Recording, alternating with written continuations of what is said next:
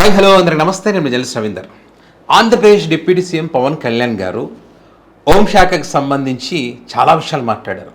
హోంశాఖ నా చేతిలో లేదు కాబట్టి క్రిమినల్స్ బతికిపోయారు, హోంశాఖ కరెక్ట్గా పనిచేయడం లేదు, నేను ఏదైనా ఇక మీదట నిర్ణయం తీసుకోవాలనుకుంటే సిబిఎన్ గారు కూడా చెప్పకుండా, అంటే ఆంధ్రప్రదేశ్ ముఖ్యమంత్రి కూడా చెప్పకుండా నిర్ణయం తీసుకుంటాను, డైరెక్ట్ ప్రజలతోనే మాట్లాడతానని చెప్పి ఈ గాదె సాయికృష్ణ ఎపిసోడ్ని ఎటో తీసుకుపోయి ఏదేదో చేయాలని చెప్పి చేశారు.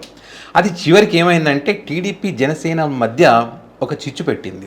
ఆ చిచ్చు పెట్టిందని ఎందుకు చెప్తున్నానంటే, నువ్వు మా హోంశాఖని గెలుకుతావా అంటే, వంగలపూడి అనిత గారు టీడీపీ పార్టీ ఎమ్మెల్యే కదా, మరి మా హోంశాఖని నువ్వు గెలుపుతావా, నీ పంచాయతీ శాఖ సంగతి ఏంటో తెలుసా అని చెప్పి వాళ్ళ పత్రిక ఉంటుంది కదా, ప్రతిదాన్ని మోసేసి పత్రిక, ఎలివేషన్ ఇచ్చే పత్రిక ఉంటుంది కదా, ఆ పత్రికలో పంచాయతీరాజ్ పవన్ కళ్యాణ్ గారి పంచాయతీరాజ్ శాఖకు సంబంధించి కొన్ని విషయాలను తీసుకొచ్చే వాళ్ళ పత్రికలు ప్రచురించారు.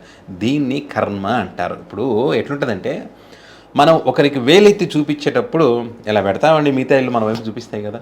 సో ఇక్కడ జగన్మోహన్ రెడ్డి గారిని టార్గెట్ చేయబోయి వాళ్ళే బుక్ చేసుకున్న పరిస్థితి ఇక్కడ. ఒకసారి చూడండి, ఇప్పుడు ఏమంటారు, వీళ్ళు చెప్పేది మా దేవుడు అక్కడ రోడ్డు వేసాడు, ఇక్కడ రోడ్డు వేసాడు, అక్కడ చెప్పులు ఇచ్చాడు, ఇక్కడ చీరలు ఇచ్చారని చెప్తారు కదా.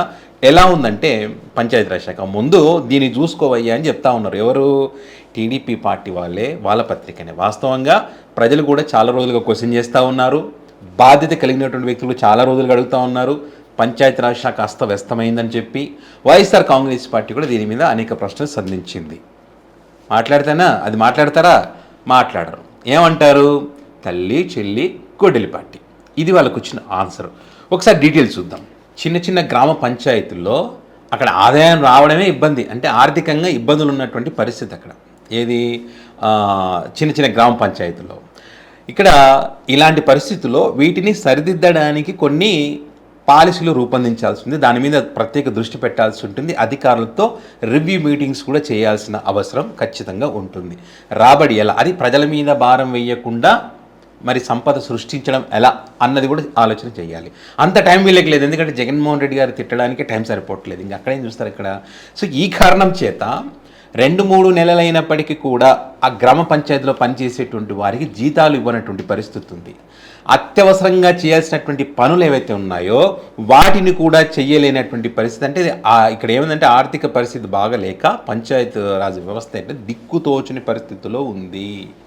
15వ ఆర్థిక సంఘం నిధులు కూడా తీసుకురాలేనటువంటి పరిస్థితులు అవి రావడానికి కూడా జాప్యం దీంట్లో. మరి ఇవి రానప్పుడు అస్తవ్యస్తంగా తయారవుతుందా? అవ్వదా? ఖచ్చితంగా అవుతుంది. ఇప్పుడు ఉన్నటువంటి 13,351 గ్రామ పంచాయతీలో ఆదాయం అంతంత మాత్రమే వచ్చేటువంటివి 70%. అంతంత మాత్రం ఏదో వస్తుందన్నటువంటిది 70% ఉన్నాయి. మిగతాదంతా ఇంకా దారుణం, ఇంకా వాటి గురించి చెప్పక్కర్లేదు. ఇక్కడ ఆదాయము లేదు, వాటి మీద సమీక్ష సమావేశాలు లేవు, ఏం జరుగుతుందో తెలుసుకునేటువంటి పరిస్థితి లేదు. సో అలాంటప్పుడు ఏమవుతుంది? దానికి తోడుకోటి పంచాయతీరాజ్ ఇప్పుడు ఇవి ఆదాయం లేకపోయినా ఖర్చులు అయితే ఉంటాయి కదా, అక్కడ పనిచేసే వాళ్ళు ఉంటారు కదా. ఇప్పుడు తడి చెత్త పొడి చెత్త వాటికి కొంతమందిని ఎంప్లాయీస్ని పెట్టింటారు కదా. అక్కడ ఇంకోటి తాగునీటి సౌకర్యాల కోసం ఖర్చు పెట్టాల్సి ఉంటుంది కదా. తర్వాత పంపులు, ఫిల్టర్ బెడ్లు ఉంటాయి, వాటిని మార్చడం కోసం కానీ మరమ్మతులు చేయడం కోసం అని చెప్పి ఖర్చు అవుతుంది కదా. ఇట్లా చాలా ఉంటుంది గ్రామ పంచాయతీలో ఖర్చులు. మన ఏమంటారు, ప్రభుత్వం పెట్టాల్సినటువంటి చాలా ఉంటాయి, కేంద్రం నుంచి నిధులు తీసుకురావాల్సిన చాలా ఉంటుంది. వాటి మీద అంటే మనం ఏం చేస్తే ఈ గ్రామ పంచాయతీలు అభివృద్ధి అవుతాయి అన్నది తెలుసుకొని దాని మీద దృష్టి పెడితే డెవలప్ అవుతుంది. అదంతా వదిలేసి ఈ పంచాయతీ వదిలేసి నేను వేరే పంచాయతీలో ఏలు పెడతా అని చెప్పి ఈ హోంశాఖని గెలికారు ఆయన. హోంశాఖ పరిస్థితి అంతంతే, అదే పెద్ద ఇదేం లేదు అక్కడ కూడా. రెండే. సో ఈ రెండిట్లో ఏంటంటే నా దాంట్లోకి వస్తావు నువ్వు అని వీళ్ళ దాంట్లోకి పోయారనమాట. నీ పరిస్థితి ఇది చూడని చెప్పి ఏదేమైతే ఏముంది వాస్తవాలైతే బయటకు వచ్చినాయి. సంతోషం.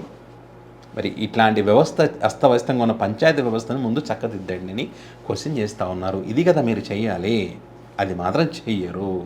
ఇక ఏదో కులం అంటారు, మతం అంటారు, కులభావన అంటారు, దేశంలో నేనే నెంబర్ 1 అంటారు, నేషనల్ పాలిటిక్స్ చేస్తానంటారు, రాజ్యసభలో అభ్యర్థులు లేరంటారు, పోల్ మేనేజ్మెంట్ తెలియదంటారు, అన్నీ మాట్లాడేస్తారు.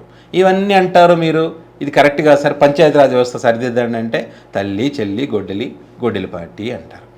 ఇది ఆంధ్రప్రదేశ్లో జరుగుతున్న పరిస్థితి.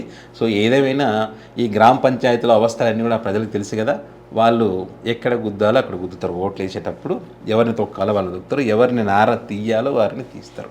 సో ఇది పరిస్థితి. అందుకే పబ్లిక్ అంటారు, దీన్నే కర్మ అంటారు సార్. మీరు ఏదైతే వేరే శాఖ గురించి అన్నారో మీ శాఖ గురించి కూడా బయటపడింది.